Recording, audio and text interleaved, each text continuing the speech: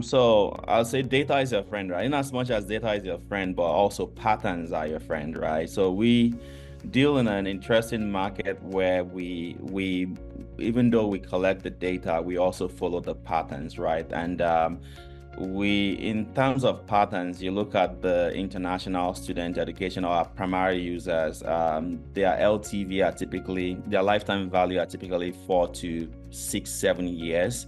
And for averagely, right, these are people who would, pay for several things, right? So you need to look at the data in terms of just making sure there is some recurring components there, and uh, we have something in our company where we call it like founders led sales.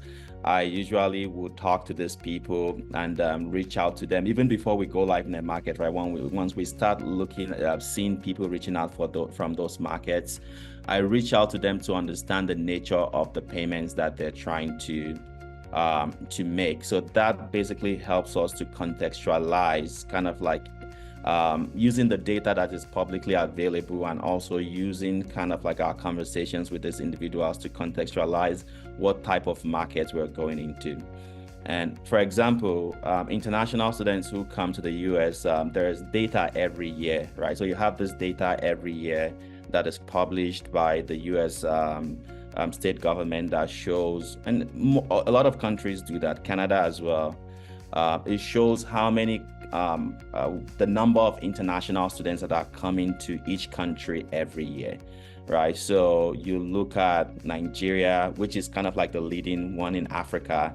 Then after on that list, you have Ghana. So when we look at the list, right? When we look at the request and we also look at the data, and then we're able to use that to make a determination as to, how hot this market is, how reoccurring the market is, and what are the possibilities of getting reoccurring business from these countries. So I would say there is no one size fit all in terms of determining, if this is a market that would provide you with recurring transactions. But when you look at the data and you look at the request, you're able to draw some parallels, and hopefully you can test it quickly, right? You can test the market quickly, utilizing partners, etc., and then make it a long-term decision for your business. So that's kind of like some of the approaches we take at Pay4Me.